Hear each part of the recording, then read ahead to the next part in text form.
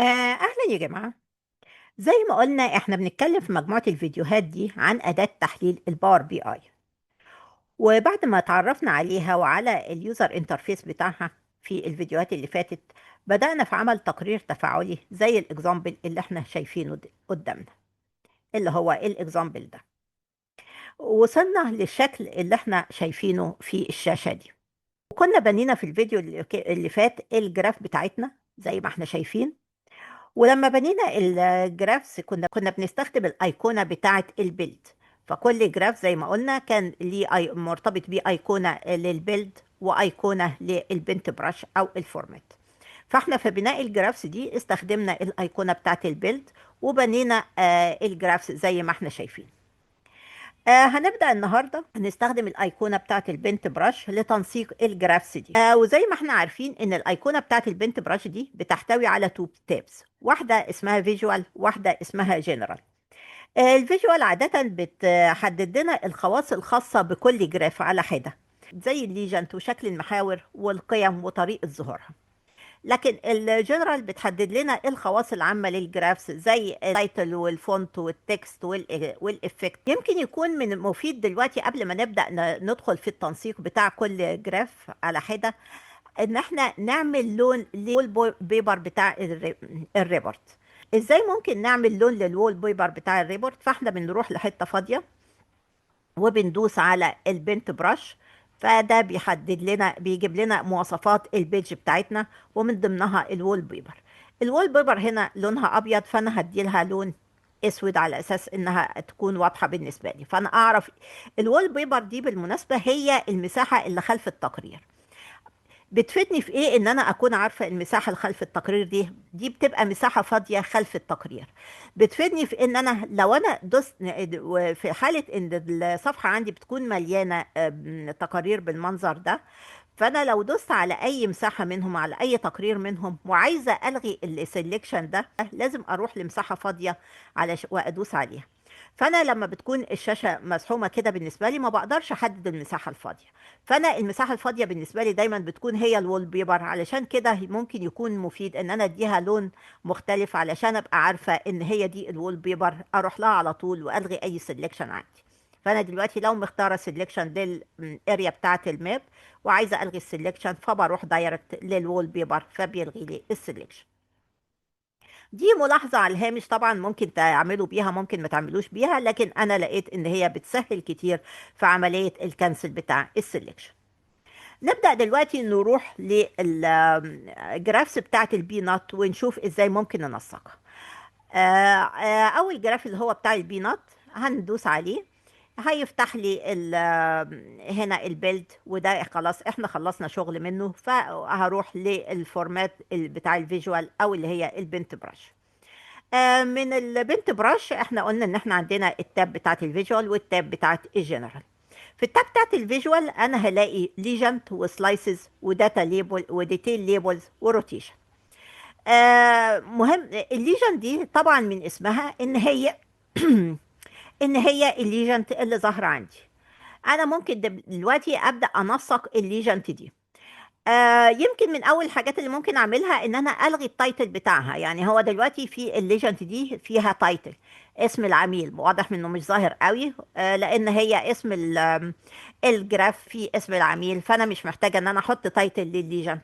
فانا ممكن اخفي التايتل بتاع الليجنت ده واقول له اوف، فهو اسم العميل اللي كان موجود فوق التايتل ده اختفى.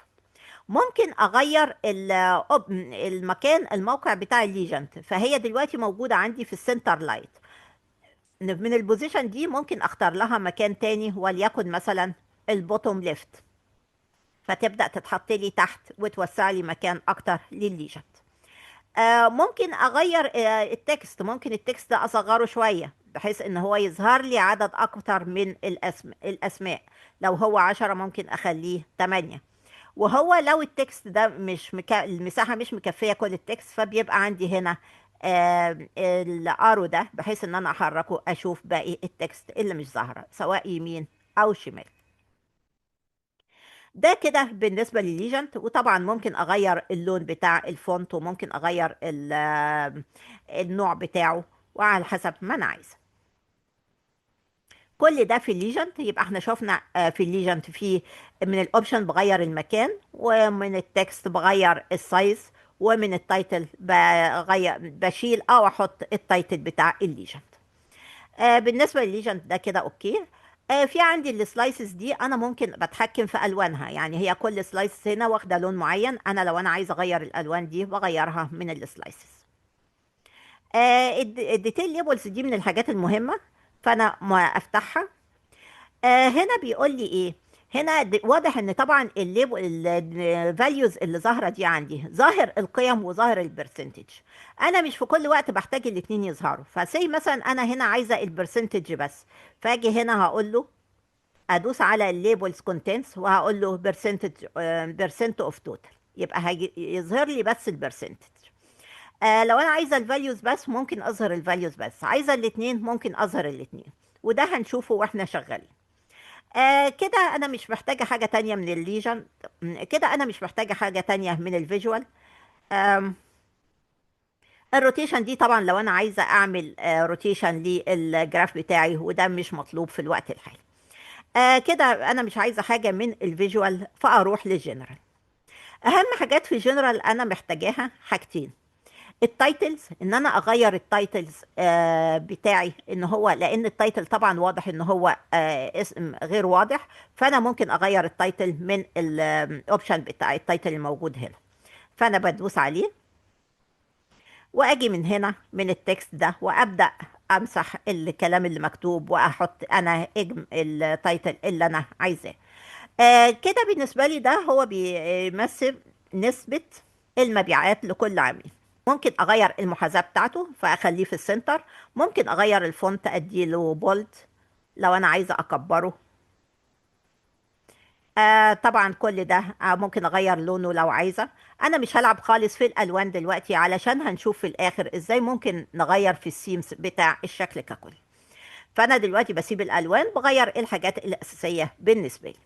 كده انا خلصت اول جراف اللي هو بتاع البينات، اللي هو حدد لي نسبة المبيعات لكل عميل، وبقى هنا اسماء العملاء والنسب موجودة على السلايسز بتاعت البينات.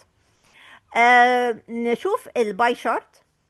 الباي شارت هتبقى قريبة جدا من البينات. نروح في الفيجوال يعني. برضو اول حاجة الليجنت.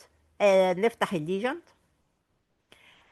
هلغي التايتل، انا عندي هنا التايتل اسم البائع فانا هلغيه، لان هي لان هي الشارت دي التايتل بتاعها المبيعات لكل بائع، فواضح ان الليجنت هتكون اسماء البائعين. طبعا برضو ممكن من البوزيشن اغير مكان الليجنت واخليها في البوتوم ليفت، وبرضو واضح ان في السهم ده بيحركني بحيث ان انا اشوف باقي الاسماء اللي مش ظاهره. ولو انا عايزه برضو اصغر الفونت بتاع التكست بتاع الليجنت ممكن اصغره شويه من هنا. فدي كلها حاجات متشابهة ما بين البينات والباي شارت. كده انا خلصت الليجنز. برضو من السلايسز في الباي شارت ممكن اغير الالوان بتاعت السلايسز لو انا عايزة. وبرضو الديتيل ليبلز انا برضو بتحكم فيها، ممكن اللي فوق عملنا فيها نسب، ممكن هنا نقول له فاليو اونلي داتا، نقول له داتا فاليو، بحيث ان هو تظهر لي بس القيم ما تظهر ليش النسب. كده انا خلصت الفيجوال. نشوف في جنرال. او اهم حاجه في جنرال اللي قلنا ان احنا بنغير التكست بتاع الجراف. هنا هسميه قيم بقى مش نسب، قيم المبيعات لكل بائع. برضو ممكن اخليه بولد، ممكن اخليه سنتر. وكده طبعا انا برضو ممكن من هنا من الافكتس اغير الباك جراوندز، لون الباك جراوندز بتاع كل جراف من دول، لكن انا بقول ان انا مش هلعب خالص في الالوان عشان اشوف الالوان بعد كده من السيمز بتاعت التقرير ممكن تكون ايه. يبقى احنا كده خلصنا التنسيق بتاع الباي شارت. نروح للدونت الاخيره ونعمل فيها زي الدونت الاولانيه. نروح للفيجوال الاول. في الليجنت انا هقول له ان هي برضو تبقى في البوتوم ليفت. وهنا هقول له الكلر مش هلعب فيه، وممكن هنا اصغر شوية التكست بتاع الليجنت. والتايتلز برضو انا هخفيه لانه ملهوش معنى في الليجنت في ان يكون في عندي تايتل للليجنت. هنا السلايسز برضو بغير الالوان لو انا عايزة. الديتيل ليبلز ممكن اخليها هنا الاتنين مع بعض، لو انا يهمني الاتنين مع بعض يبقى موجود القيمة وموجود البرسنتج، الاتنين ظاهرين مع بعض. كده انا خلصت التنسيق بتاع الجزء بتاع الفيجوال. اروح للجزء بتاع الجنرال. اهم حاجة بالنسبة لي هو التايتل ان انا اغيره. هنا هقول له اجمالي ونسب المبيعات لكل صنف. برضو هنا اقول له سنتر، اقول له بولد. نشوف لو ينفع نكبره شوية، ممكن نكبرناه شوية. يبقى كده انا خلصت الجزء التنسيق بتاع التلاتة شارتس بتوع الباي والدونات دول. نروح بعد كده للنوع التاني من الشارتس اللي هو البار شارت او والكولون شارت. هنيجي هنا هنعلم على اول شارت فوق اللي هي بتاعه مجموعة السم اوف الربح لكل عميل. ونبدأ نشوف ازاي ممكن نعمل لها تنسيق. بعد ما اخترتها بروح للبنت براش. هيبقى عندي هنا بدل الليجنت هيبقى عندي فيه الواي اكسس والاكس اكسس. لو فتحت الواي اكسس، اول حاجة ان انا هعملها في الواي اكسس ان انا الغي التايتلز. في هنا تايتل اون، انا هقول له تايتل اوف. وبعد كده لو انا عايزه اغير اي اللون او الفونت بتاع القيم اللي موجوده، فانا ممكن اغيرها. انا مش محتاجه اغيرها، ومهتمه ان لو انا قلت له الفاليوز اوف فمش هيظهر لي الفاليوز بتاعه الواي اكسس. فانا مهم اقول له الفاليوز اون علشان يحدد لي هنا الاسماء اللي بتاعه الواي اكسس. يبقى احنا هنا في الواي اكسس ما عملناش حاجه غير اننا خلينا التايتل اوف، وبعد كده كل حاجه سبناها زي ما هي. نقفل الواي اكسس. في الاكس اكسس برضو نعمل نفس الحكايه، ان انا هخلي الفاليوز اون طبعا، ولكن هلغي التايتلز اللي هو هنا عندي السم اوف الربح، فده هلغيه. يبقى كده من الاسم بتاع الجراف انا هقدر افهم كل حاجه الجراف ده بيعبر عن ايه بالظبط. كده انا غيرت في الواي اكسس والاكس اكسس. مش محتاجة في الفيجوال ان انا اعمل حاجة تانية. ممكن اروح هنا للجنرال وابدأ اغير التايتلز ده. وهنا هقول له ده بيبقى بيمثل الربح، فانا هقول له ده اجمالي المبيعات، اجمالي الارباح لكل عميل. وابدأ انسق برضو التايتل بتاعي بتاع الجراف.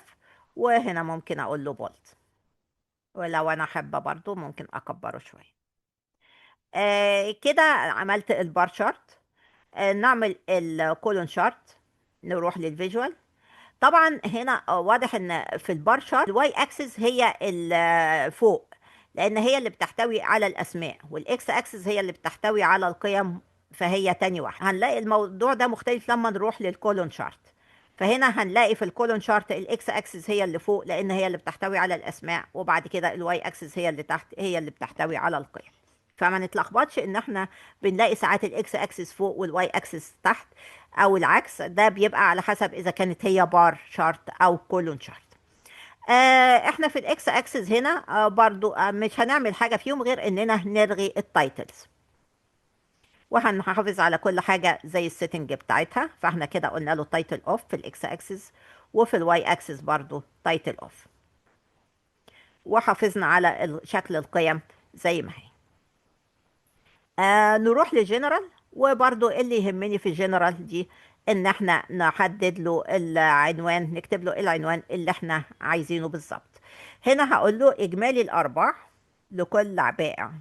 وبرضو هقول له هنا justify center، وممكن اغير الفونت بتاعها واخليه بولت.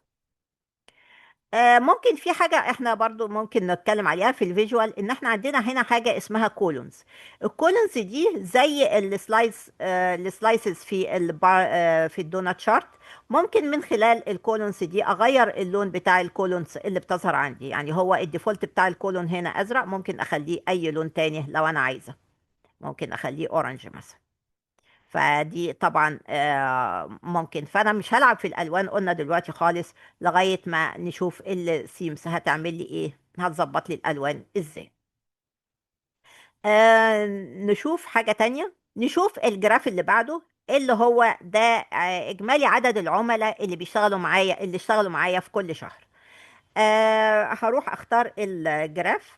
وبرضو عندي في الاكس اكسس انا هلغي التايتل، وفي الواي اكسس هلغي التايتلز، وفي الجنرال هحدد له هحدد له العنوان اللي انا عايزاه، اللي هو اجمالي عدد العملاء في كل شهر. برضو هنا ممكن اخليه بولد، ممكن اغير اكبره شوية، وممكن اخليه سنتر.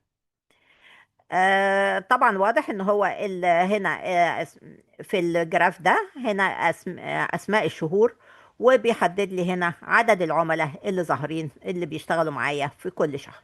نروح لللاين او الاريا شارت. في الاريا شارت دي نبدأ نشوف ازاي ممكن ننسقها. هنروح للفيجوال. برضو هي فيها اكس وواي اكسس. احنا عندنا في الاكس برضو هنشيل التايتلز، وفي في الاكس اكسس، وفي الواي اكسس برضو هنشيل التايتلز. مش هنلعب في القيم ولا في الالوان. نروح للجنرال ونحدد فيه اسم التايتل اللي احنا عايزينه بالظبط. وهنا هقول له مجموع الارباح مقسمة على الشهور. ممكن مش لازم مجموع، هي الارباح مقسمة على الشهور. ممكن اخليه بولد، ممكن اخليه سنتر، وممكن اكبره لو انا عايزه. كده خلصنا البار شارت والكولون شارت واللاين او الاريا شارت. نروح للكاردز. في الكاردز احنا هنلاقي الموضوع شكله مختلف شوية. فاحنا عندنا في الفيجوال حاجتين: الكول اوت فاليو والكاتيجوري ليبل. الكاتيجوري ليبل دي هي الليبل اللي هو بيحطه لي من عنده، اللي هو زي السم اوف العائد. انا مش عاجبني الليبل ده، ممكن اقول له اوف عشان احط انا الليبل اللي انا عايزاه. الكول اوت فاليو دي اللي هي الفاليو دي انا ممكن انسقها بالشكل اللي انا عايزاه. هو عاملها لي بفونت 45، ممكن اكبرها شويه لو انا عايزه، ممكن اصغرها اغير لونها من هنا زي ما انا عايزه. ده الكول اوت فاليو. يبقى انا ما عملتش في الفيجوال غير ان انا لغيت الكاتيجوري ليبل، خليتها اوف. نروح لجنرال علشان نقدر نحط احنا تايتل من عندنا، تايتل مناسب من عندنا. دي بالنسبة لي بتمثل ايه؟ فانا هقول له تايتل اون علشان اقدر اكتب له هنا التكست بتاع التايتل اللي انا عايزاه. دي بالنسبة لي بتمثل اجمالي العائد. قول له هنا اجمالي العائد. برضو هنا طبعا ممكن احدد السنتر بتاعها، وممكن اقول له بولد، وممكن اقول له بولد، وممكن اغير السايز بتاعها لو انا عايزه. نعمل نفس الحكاية في باقي الكاردز. هنا انا هروح في الفيجوال وهلغي الكاتيجوري ليبل، وبعد كده هروح في الجنرال وابدا اخلي التايتل اون، واحدد له التايتل اللي انا عايزاه، اللي هو هنا هيكون اجمالي التكلفة.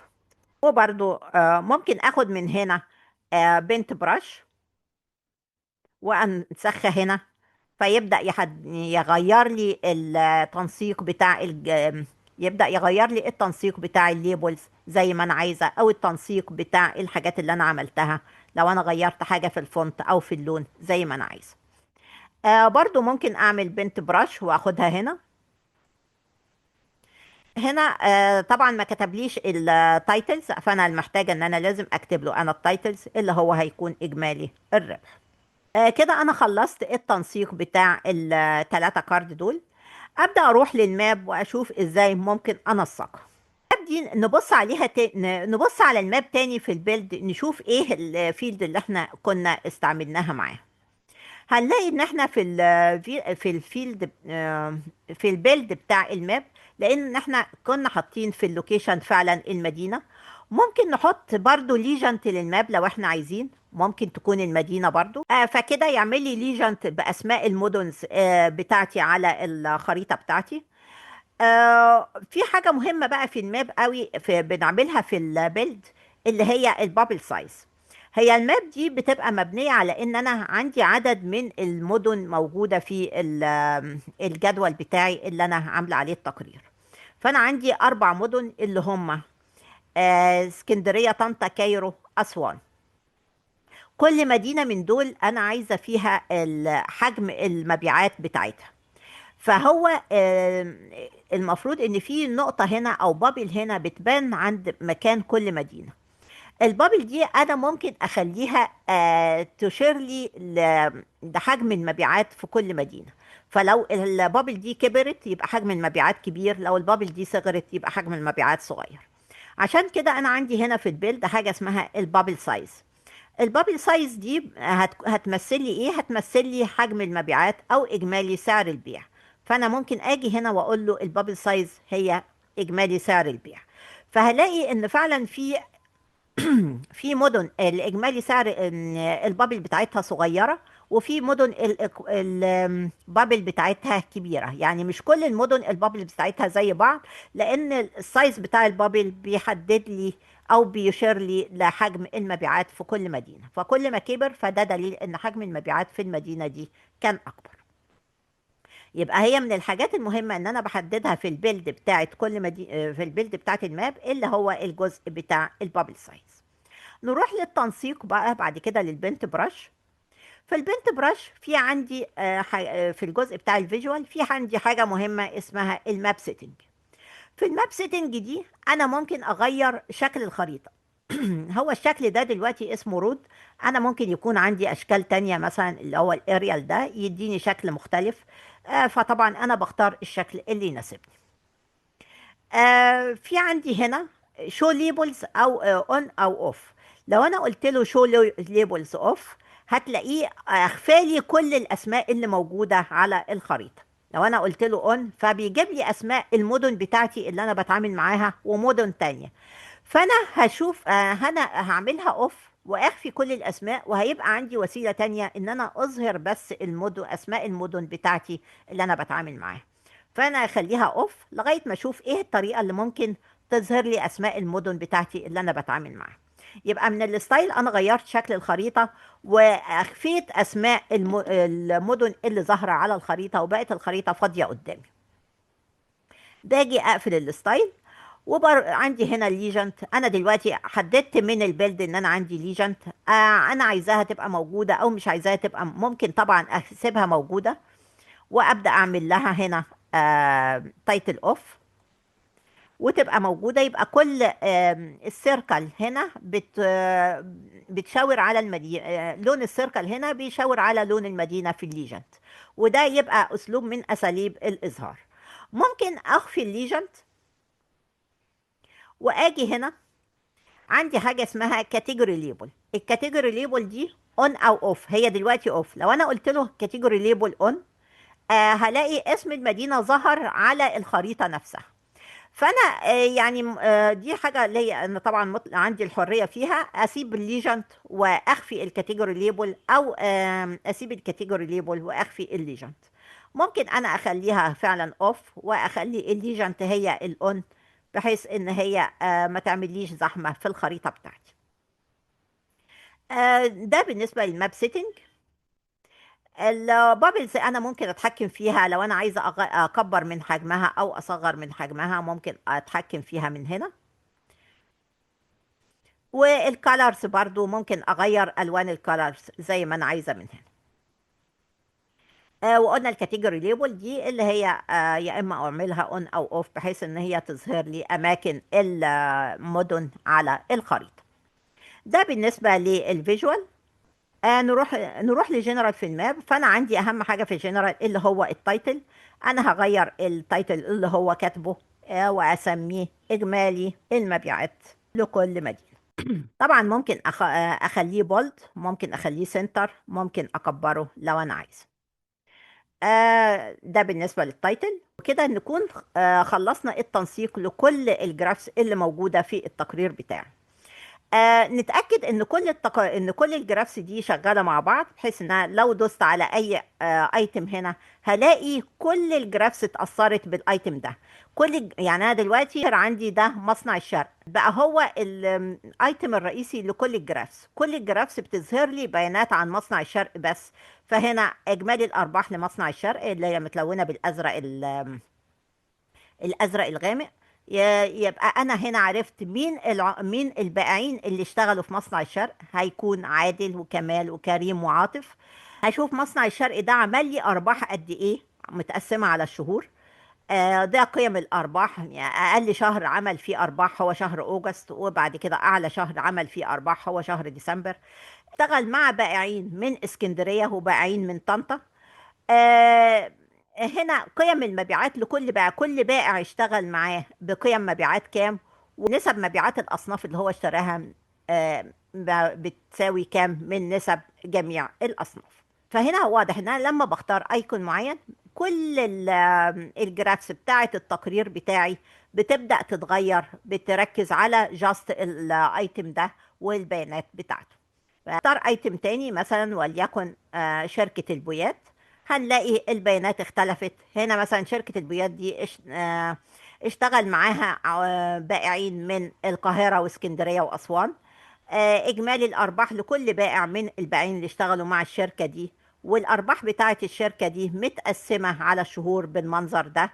والأصناف اللي هي اشترتها كل صنف كان إيه ونسبته قد إيه من المبيعات.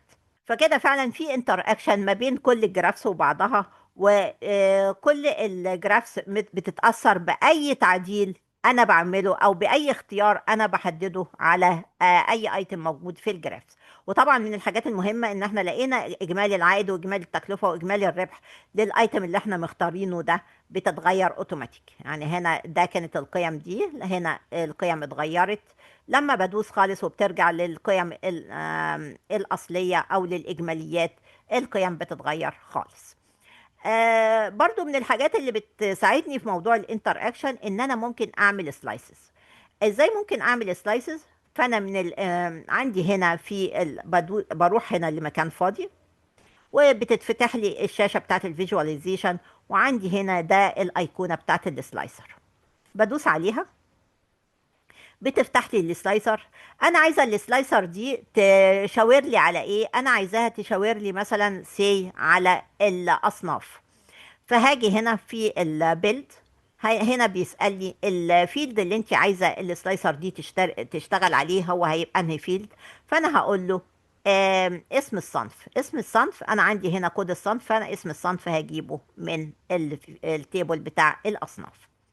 فهو كده اظهر لي اسماء الاصناف.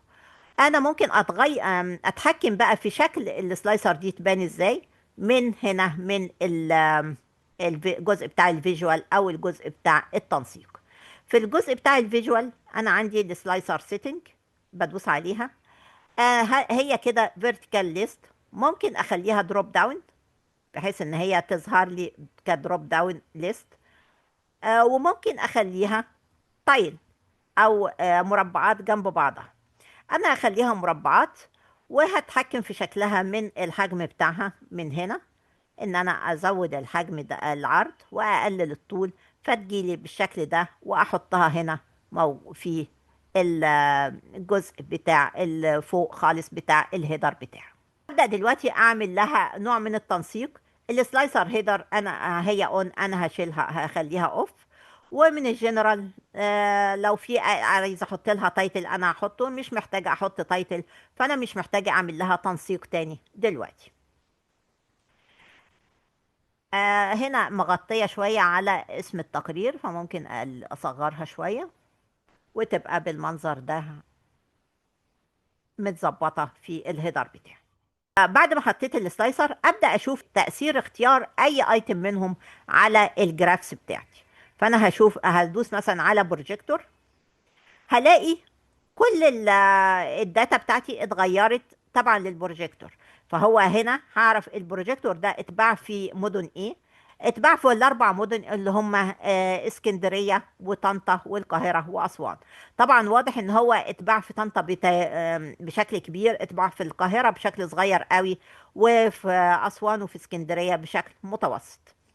الارباح اللي جات لي من كل عميل اشتغل في البروجيكتور بتتمثل لي هنا في الجراف ده، والارباح اللي جات لي من كل بائع اشتغل في البروجيكتور بتتمثل لي في التايتل في الجراف ده.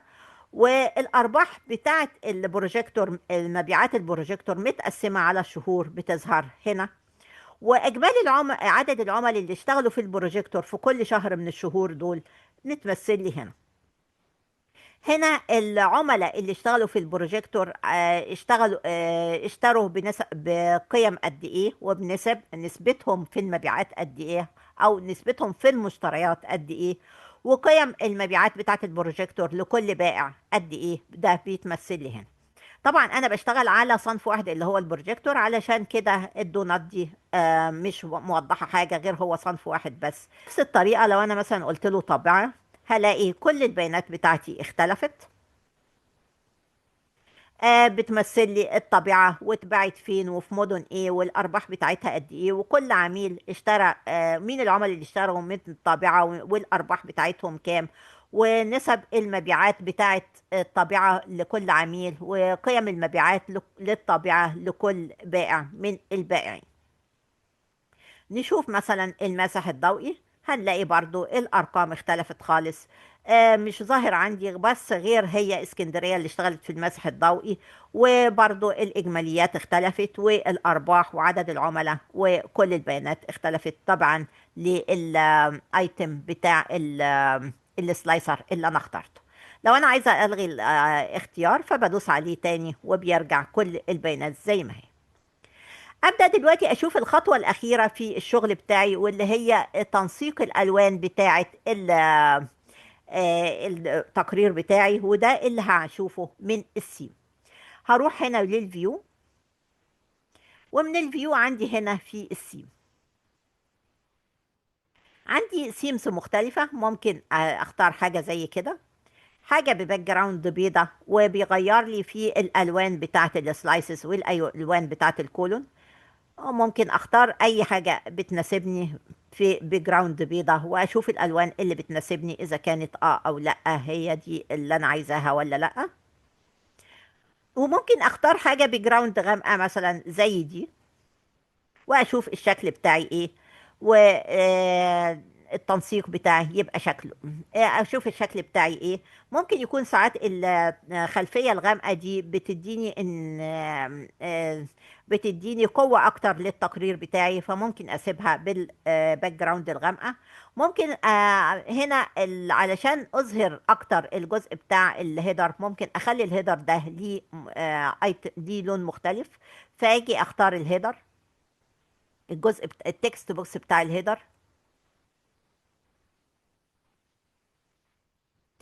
ومن الفورمات البوكس بتاعته اللي هو من الافكت بتاع التكست بوكس ده، اقدر اغير اللون. بدل ما هو اسود ممكن اديله اي لون تاني، وليكن مثلا اورنج. فكده التكست، فكده الهيدر بتاع الريبورت بتاعي بقى اكثر وضوحا لو انا احب.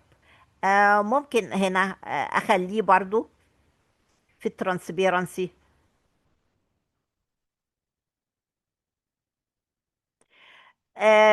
في الوقت ده انا برضو عايزة اغير في التنسيق بتاع السلايسر.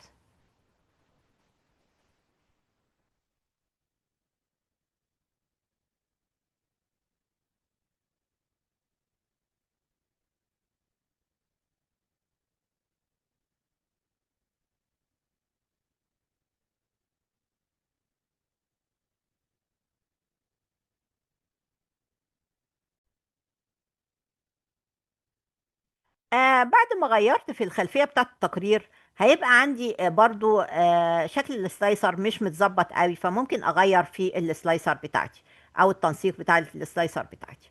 هروح اختار السلايسر، وبعد كده هروح للفورمات. وهروح للبنت ايكون او للفورمات، وفي الفيجوال، وفي الجزء وتحت الفيجوال هروح للجزء بتاع الفاليوز. وممكن اغير الفونت، لون الفونت، ممكن اغير لون التكست اللي مكتوب. فهو مكتوب باللون الابيض، ممكن اخليه مثلا سي باللون الاورنج. ممكن اعمل له بولد واكبره شوية يبقى بالمنظر ده. وممكن اخليه ما يبقاش ليه بوردر، الغي البوردر خالص.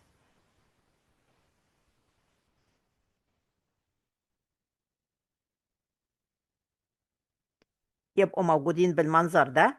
واخلي، ومن الجنرال ممكن اجي في جنرال ومن الافكت اخلي الباك جراوند هنا معتمة خالص، بحيث ان هي تظهر لي الخلفية اللي تحته. هنا الداتا فورمات.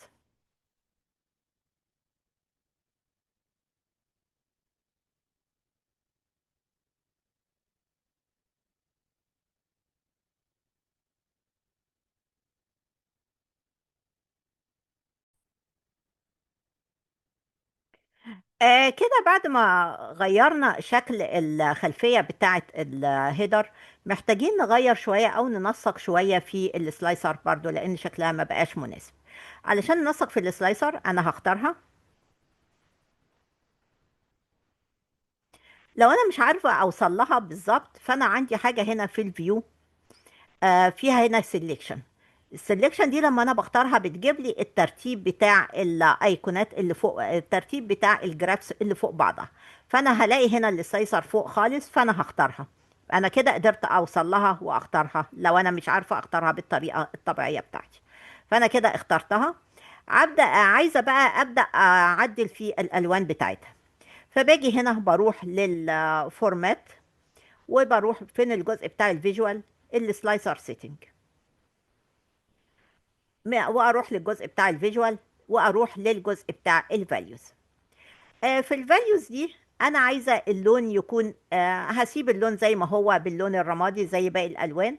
بس انا عايزه اشيل البوردر، اشيل كل البوردرز.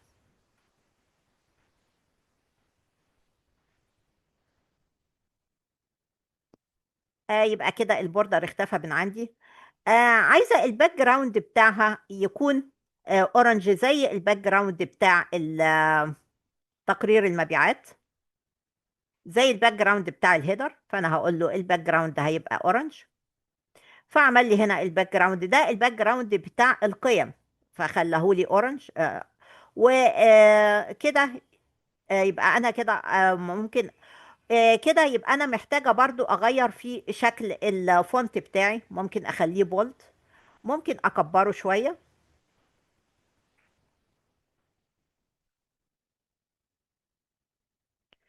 آه كده اوكي بالنسبة لي. محتاجة لسه اغير في الباك جراوند بتاع الشكل ككل بقى، كالسلايسر، مش الباك جراوند بس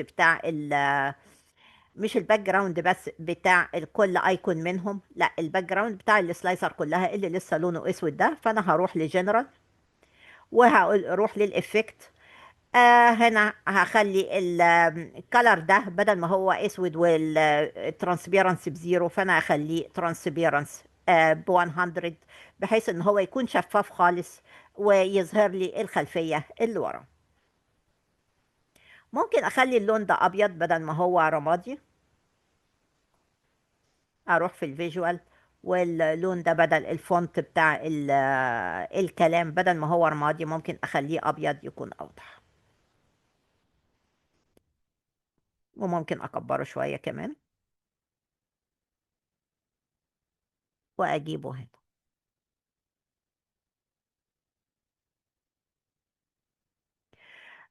لو انا مثلا شايفة ان في حاجة من دول ممكن اغير لونها، مثلا ممكن اخلي ده اديله باك جراوند لون مثلا برضو اورنج. فاجي هنا واديله اللون الاورنج للباك جراوند، بحيث ان هو يعمل لي يعني نوع من توزيع الالوان في الشكل بتاعي. كده أكون وصلت لنهاية التقرير بتاعي. عملت التقرير زي ما أنا عايزة ونسقته زي ما أنا عايزة. يا ريت الموضوع يكون كان مفيد بالنسبة لكم وتكونوا استفدتوا منه، ونشوفكم في الفيديو الجاي إن شاء الله، اللي هنشوف فيه إزاي ممكن نعمل بابلشنج للتقرير بتاعنا ده على الباور بي آي سيرفيس. نشوفكم في الفيديو الجاي إن شاء الله، وإلى اللقاء. سلام.